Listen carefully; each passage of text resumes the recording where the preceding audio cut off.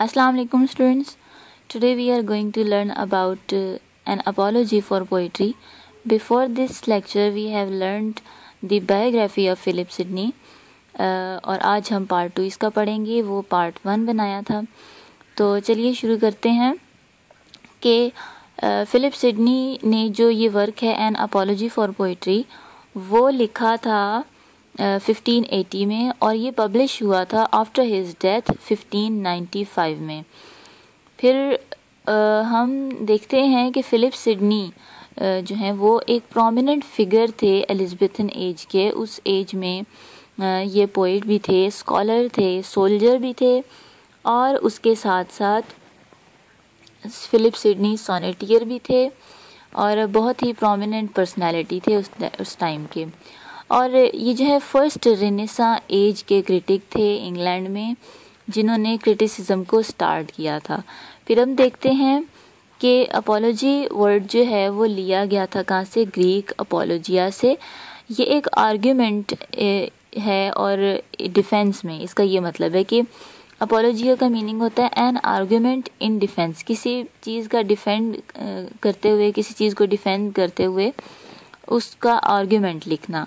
ये जो है 2 एडिशंस में हुआ था, पब्लिश हुआ था. एक तो ये था कि एन अपॉलॉजी फॉर पोइट्री और सेकंड इसका एडिशन था डिफेंस ऑफ पोएजी. अब क्वेश्चन ये स्टार्ट होता है कि क्यों फिलिप सिडनी ने इस नोबल आर्ट को, पोइट्री को डिफेंड करना चाहा. तो उसकी रीज़न ये थी कि एक एलिज़ाबेथन राइटर थे जिनका नाम स्टीफन गॉसन है और उन्होंने लिखा स्कूल ऑफ अब्यूज़. इसमें उन्होंने सीरियस चार्जेस लगाए किस पर, पोइट्री पर, रॉन्ग स्टेटमेंट्स के थ्रू. और फिलिप सिडनी ने इनको डिफेंड करने के लिए, इनको रॉन्ग प्रूव करने के लिए इंटीग्रेशन की, कैसे इटालियन और क्लासिकल इंफॉर्मेशन को इकट्ठा करके उन्होंने इसको डिफेंड किया. और इसका जेनर क्या था बेसिकली, वो ये था कि लिटरेरी क्रिटिसिज्म है टू कमेंट और जज इट्स कैरेक्टर्स और क्वालिटीज़. कि किसी चीज़ की क्वालिटी को हम कैसे जज कर सकते हैं, किस तरह से इसके कैरेक्टर की हम क्वालिटी को बयान कर सकते हैं. फिर इन्होंने, हम देखते हैं कि डिवाइड किया इस बुक में 7 पार्ट्स में. 7 पॉइंट्स जो है उन्होंने डिस्कस किए. फर्स्ट तो आता है एक्सॉर्डियम, उसको हम इंट्रोडक्शन कहते हैं. सेकंड है नरेशन. थर्ड में उन्होंने डिवीजन्स की, किसकी, पोइट्री की और पोइट्स की, कि किस किस्म की पोइट्री होनी चाहिए और कैसे किस किस्म के पोइट्स कैसी पोइट्री लिखते हैं. फोर्थ आ गया एग्जामिनेशन. फिफ्थ आया हमारा रिफ्यूटेशन. सिक्स्थ आया डाइग्रेशन और सेवन्थ आया पेरोरेशन, जिसे हम कंक्लूजन कहते हैं. डाइग्रेशन का पार्ट उन्होंने रखा जिसमें उन्होंने पोइट्री को बहुत अच्छे से बताया कि पोइट्री की एक्चुअली में नेचर क्या है. फर्स्ट हम देखते हैं कि इंट्रोडक्शन में वो क्या कहते हैं. इंट्रोडक्शन में वो ये कहते हैं कि उन्होंने पहले टूर किया इटली, ठीक है. उन्होंने हमें बताया कि उनको कहाँ से इंस्पायरेशन मिली. और उन जॉन पेट्रो पगलियानो एक वहाँ के रहने वाले थे जो कि एक हॉर्समैनशिप के बारे में उन्होंने इंस्पायर किया सिडनी को. उन्होंने जस्ट एग्जांपल दी, उन्होंने बताया कि सुपीरियॉरिटी क्या है हॉर्समैनशिप की, उन्होंने किस तरह से इंस्पायर, और फिर यहाँ से सिडनी जो है इंस्पायर हुए थे स्ट्रॉन्ग आर्ग्यूमेंट्स को कि पोइट्री को वो किस तरह से डिफेंड करेंगे. सेकंड आ जाता है नरेशन. नरेशन में उन्होंने डिस्कस किया है, बताया है कि नेचर क्या है पोइट्री की, और उन्होंने ये इस तरह भी ट्रेस किया उसको, इसकी जो एंशियंट टाइम पीरियड से उन्होंने निकाला इसको. कि अब देखें कि फिलिप सिडनी ने सिर्फ स्टीफन गॉसन के जो आर्ग्यूमेंट्स थे या उनके चार्जेस थे सिर्फ उनको डिफेंड नहीं किया, बल्कि उन्होंने प्लेटो से लेकर अपने टाइम पीरियड तक जितने भी चार्जेस थे अगेंस्ट पोइट्री उन सब का आंसर दिया उन्होंने. तो इसलिए इसको एक ग्रेट क्रिटिसिज्म का जो है आर्ट मास्टरपीस समझा जाता है उस टाइम पीरियड का. ये फर्स्ट था और इन्होंने बहुत ही ब्यूटीफुली सबको डिफेंड किया, सबके आर्गुमेंट्स को डिफेंड किया. और फिर that it was present before history and philosophy. अब हिस्ट्री और फिलोसफी में भी इसके बारे में जो कुछ कहा जाता रहा वो भी इन्होंने डिस्कस किया। इसमें philosophers and historians wrote in poetry. अब अगर देखा जाए तो फिलोसफर्स ने और हिस्टोरियंस ने पोइटिक फॉर्म में लिखा है। अपना जो वर्क है वो उन्होंने पोइट्री की फॉर्म में लिखा। अगर कोई भी राइटर उस टाइम पीरियड में पोइट्री की फॉर्म में नहीं लिखता था तो उसके वर्क को एक अच्छा वर्क नहीं समझा जाता था। जैसे प्लेटो हैं, हेरोडोटस हैं, इन्होंने अपने वर्क को पोइटिक फॉर्म में लिखा है। फिर उन्होंने एक्चुअली प्रोज भी लिखे हैं लेकिन उन्होंने पोइटिक स्टाइल में लिखे हैं। अब एंशिएंट वर्ल्ड में अगर देखा जाए तो लैटिन और ग्रीक हैं, उनके वर्क को भी उन्होंने डिस्कस किया है अपने वर्क में एन अपॉलजी फॉर पोइट्री में। उसमें वेट्स और पोइटिस कहा जाता था पोइट्स को। वेट्स का मीनिंग होता है प्रॉफिट। प्रॉफिट वो होता है जो आपको आने वाले टाइम पीरियड का पता बता देता है, ठीक है, प्रोफेसीज बनाता है। और फिर पोइटिस को यानी मेकर, कि poet is a maker of anything, ठीक है। तो डेफिनेशन उन्होंने ये बताई सर फिलिप सिडनी ने, poetry is an art of imitation that teach it's audience through delight and pleasure. कि पोइट्री एक ऐसा आर्ट है कि वो इमिटेट करता है अपने आर्ट को। इमिटेट का मतलब होता है कॉपी करना, और फिर वो ऑडियंस को समझाता है, टीच करता है डिलाइट एंड प्लेजर के साथ, ठीक है। उसमें कोई आप कह लें कि हार्डनेस नहीं होती है पोइट्री में। Poetry is actually an imagination, कि वो किसी भी वर्क को पहले इमिटेट करता है, नेचर को इमिटेट करता है अपने माइंड में, फिर वो उसको अपने माइंड के मुताबिक क्रिएट करता है और फिर उसको डिलाइट और अपने प्लेयर के साथ एक ब्यूटीफुल वे में ऑडियंस को दिखा देता है, और फिर उनको एग्री कर लेता है कि एक अच्छी चीज़ के ऊपर कैसे उन्होंने उनको कैसे अवेयरनेस मिली है और कैसे उन्होंने इस पर अमल करना है। फिर आगे हम देखते हैं कि Philip Sidney, poetry has a unique power to move its audience towards virtuous actions और अ गुड पाथ। वही बात आ गई कि पोइट्री किस तरह से अपने पढ़ने रीडर्स को या अपने सुनने वालों को, लिसनर्स को, किस तरह से वो एग्री कर लेती है कि किस तरह से एक अच्छे वर्क के ऊपर एक्शन एक्ट किया जाता है। फिर थर्ड आ जाता है division. Poetry is not limited only to the nature but it focuses upon those which are abstract. कि पोइट्री सिर्फ लिमिटेड वर्क नहीं है, नेचर पर लिमिटेड नहीं है, बल्कि ये उन तमाम चीज़ों पर फोकस करती है जो कि एब्स्ट्रैक्ट हैं। फिर वो कहते हैं कि it's subject matter is also based on non reality. वो उन चीज़ों पर भी इसका सब्जेक्ट है, बनता है, जो कि नॉन रियलिटी पर बेस है, रियल नहीं है। राइट पोइट्स हैं उसने बताया है यहाँ पर। फिर कौन कौन से हैं जो एपिक लिखते हैं, पेस्टोरल पोइट्री लिखते हैं, एलिजिक पोइट्री लिखते हैं। फिर आ जाता है lyric, tragic, comic, satire, iambic poetry जो लिखते हैं।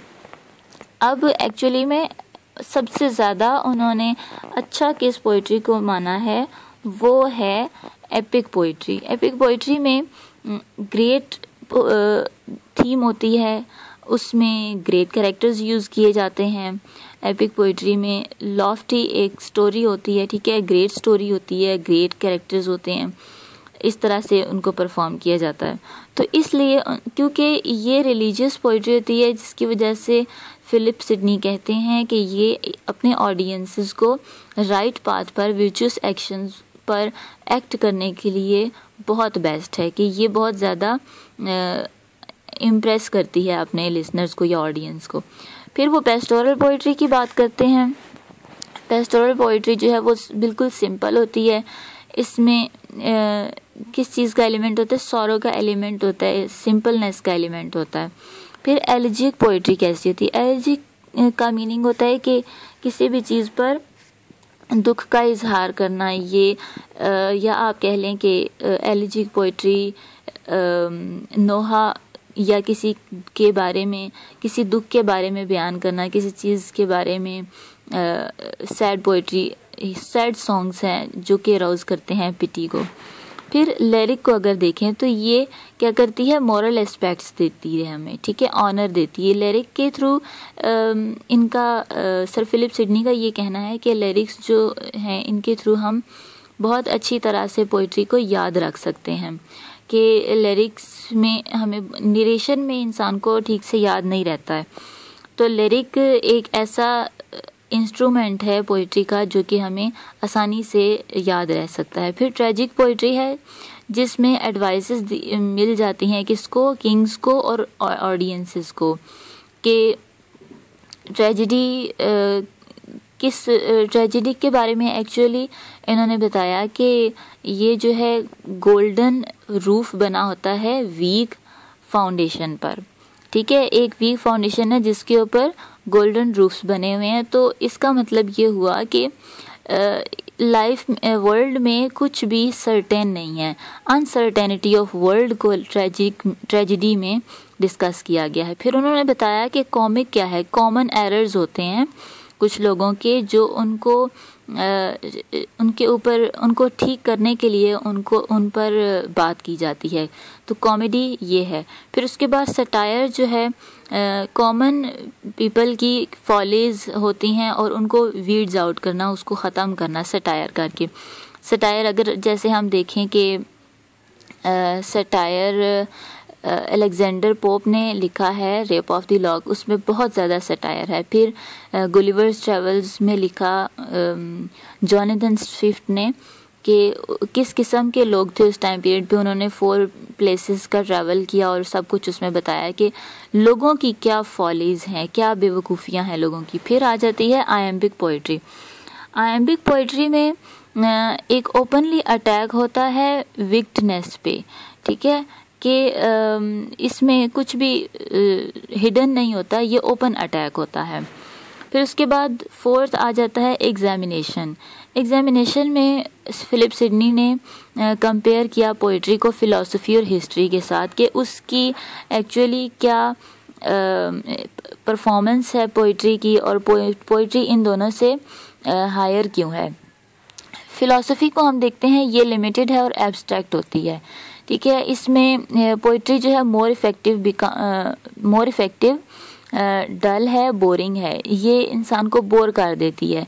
इसके सब्जेक्ट भी बोर होते हैं जिसकी वजह से लोग इसको सुनना बहुत ज़्यादा पसंद नहीं करते, रफ सब्जेक्ट है, लेकिन एक्चुअली में इट इज़ लेसनफुल सब्जेक्ट। उसके अगर हम कंपैरिजन में देखें तो पोइट्री प्रेजेंट करती है कैरेक्टर्स को, उसमें कैरेक्टर ऐड करती है, स्टोरी ऐड करती है और फिर उसको ब्राइटफुल बनाती है, इंटरेस्टिंग बनाती है अपने ऑडियंस के लिए।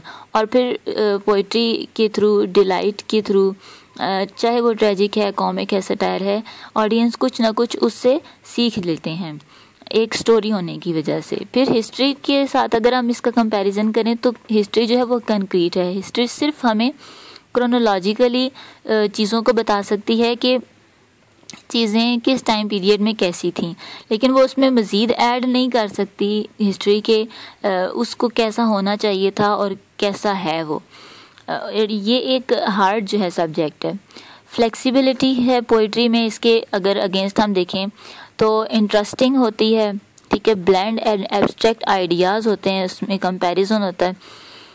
और पोइट्री जो है टीच विद प्लेयर्स, खुशी के साथ और अच्छे मूड में जो है पोइट्री सिखाती है, एग्जांपल्स देती है डिफरेंट। हिस्ट्री में भी एग्जांपल्स होती हैं, लेकिन जो पोइट्री में एग्जांपल्स होती हैं वो एक अपने ऑडियंस को इस चीज़ के लिए एग्री करना होता है कि वो अवेयर हो चुके हैं उस चीज़ से और बहुत अच्छे से उस पर एक्ट भी कर सकते हैं अच्छी चीज़ों पर और ये अपने ऑडियंस को मूव करती है वर्च्यू की तरफ, जैसे वर्जिल ने किया अपनी वर्जिल्स एनाइड में।